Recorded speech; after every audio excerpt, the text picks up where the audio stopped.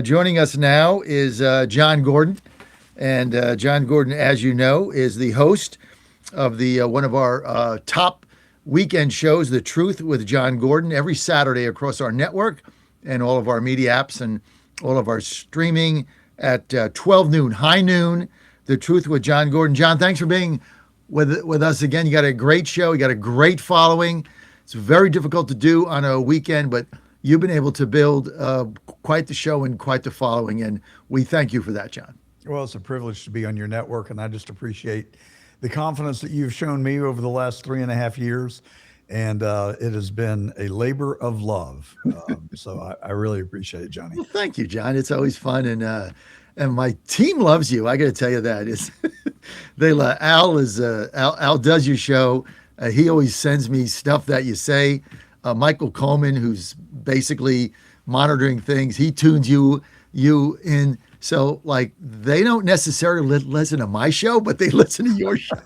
So, like, they always tell me, "Hey, Gordon said that." I'll be getting text at like 1:30. Gordon said this. I'm like watching the hockey game, dude. So it's all good. Well, John, I want to get your take, unadulterated, unfettered, unvarnished.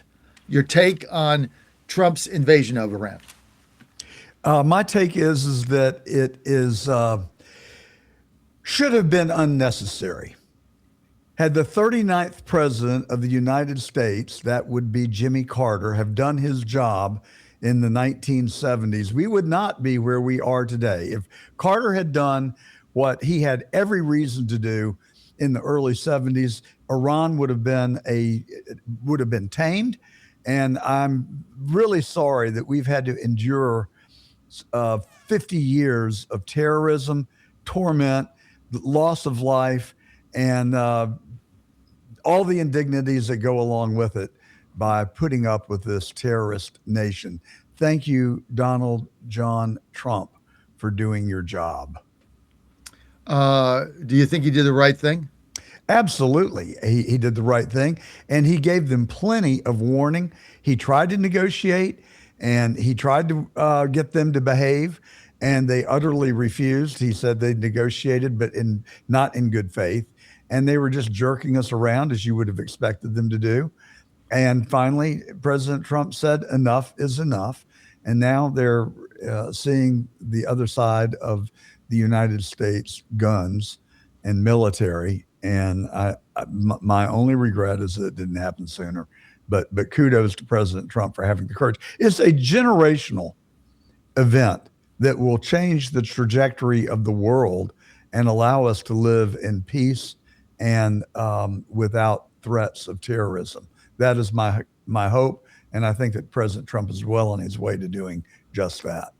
John, what about those that are saying, like Marjorie Taylor Greene, Candace Owens, Tucker Carlson, Megyn Kelly, Steve Bannon? What about those that are saying that this is not MAGA, this is not what Trump said he was going to do, he wouldn't get us into any more wars? How do you respond to that? Well, that notion occurred to me too. I mean, I was surprised, mildly surprised, that President Trump did it, because he's been so adamant that he does not want war, that he is not going to. But, there comes a point in time where you've got to do the job that you were elected to perform and protect the free world. And so I don't really think that he had any choice unless he wanted to allow this nation state of terrorism to continue into the future and well beyond his presidency. So I get the sentiment that they're expressing, but I don't agree with it. And I just think that it's high time that Iran joined the rest of the peaceful nations of the world. John, last week we had a spirited discussion about Department of Homeland Security as it relates to ICE and illegals and things of that nature. At the hearing this week, and I know you were tuned into it, Kristi, I'm not even going to bother to play the clips here, but Kristi Noem got skewered by a lot of Republicans over a lot of different things. The jets, the luxury jet, the $250 million in advertising, whatever, the bed in the jet. One of the Democratic senators were showing pictures of the bed. Not cool. But she got skewered. I mean, she held up pretty well, right? But and then one of the questions she had was, are you going to have ICE agents around voting booths? And she said, I don't know. Are you going to let illegals vote in your election? I mean, it's sparring back and forth. But I think it was a tough day for her. What was your take on that, John? Well, not to poke the beehive again, but I tried to tell you so. You wouldn't really let me express my full thoughts on this. Well, and go ahead now. I was very mischaracterized and misunderstood. I am for deporting all illegals, period. Okay? I am also committed to protecting Republicans in the midterms. And just look at the poll numbers. I mean, the poll numbers show that President Trump was elected because of his stance on closing the border. Kudos. He promised to deport illegals. He's doing what he promised. But here's the problem. It's messy and it's turned violent. And, you know, we always blame the victims, it seems like, in everything. And so we're blaming the poor police officers who that woman turned her car on and used as a lethal weapon, and he shot and killed her. And then people want to become outraged, the people on the left. And so all I'm saying is this. We've got to deport illegals, but we've got to do it in a smart fashion. And maybe I'm just an idealistic, old man. I mean, I have a better excuse if I was a young man. But there is a way to go about this and flip the narrative on the Democrats and set President Trump up to be the hero. And so my only point is, I think one size fits all is not an appropriate strategy to get rid of the aliens. What I would like to do is turn all the COVID vaccination centers into guest registration centers. You have to go there and register in 6 months, and then we're going to categorize people on felons, rapists, robbers, murderers, out. People have 6 months to register, and if you get caught picked up on the street at 6 months and 1 day and you haven't registered, out. No questions asked. But then a sensible, more kinder, gentler approach to deporting people. I don't think alligator Alcatraz, it doesn't work for me. It may be necessary. But for hardened criminals and people that have gamed the system, yeah, fine, no problem. And if you are on that 6 month and 1 day list, straight to alligator Alcatraz, no exceptions.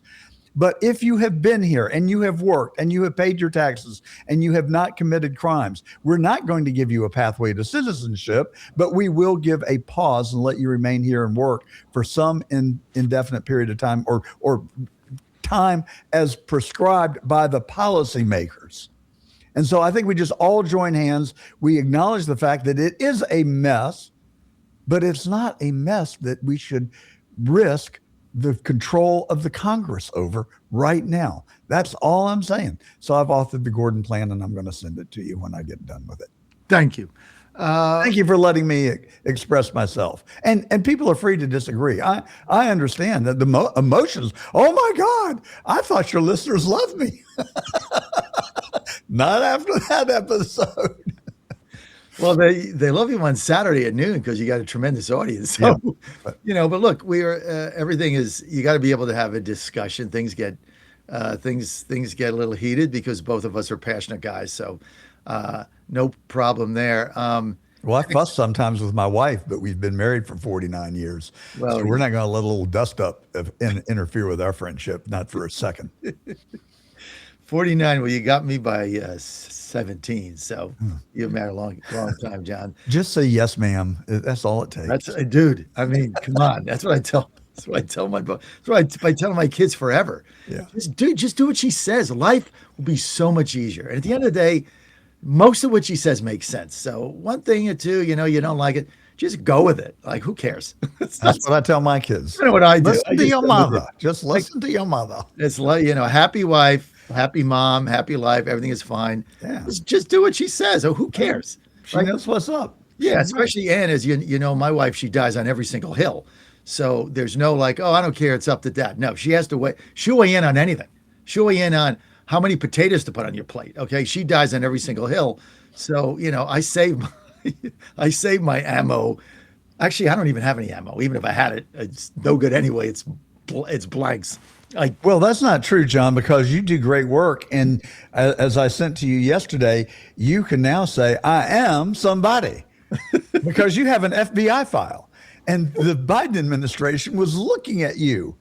And so I think that is a absolute Badge of honor, right? Yeah, absolutely. Biden administration Ain't nobody looking at me.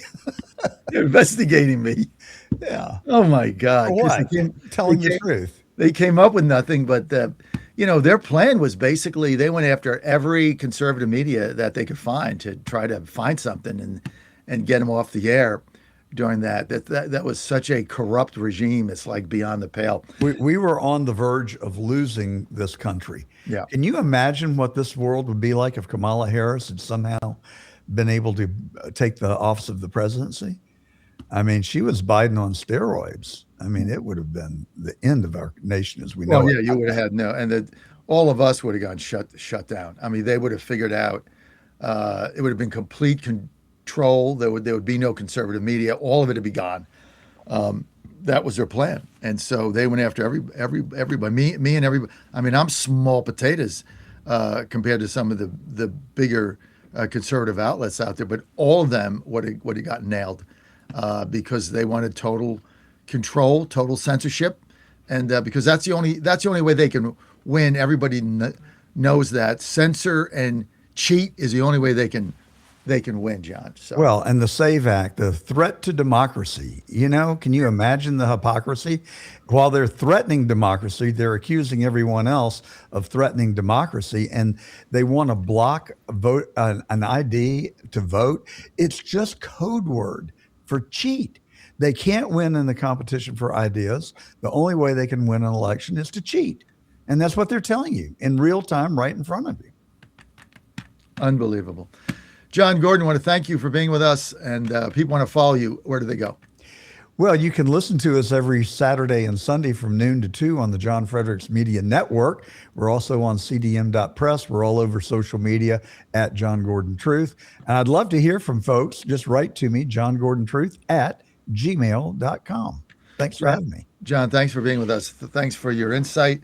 We'll see you at high noon on Saturday, The Truth with John Gordon across the John Fredericks Media Network. My best to your wife, John. Talk soon. Thank you. Thank you, John. My pleasure. All right.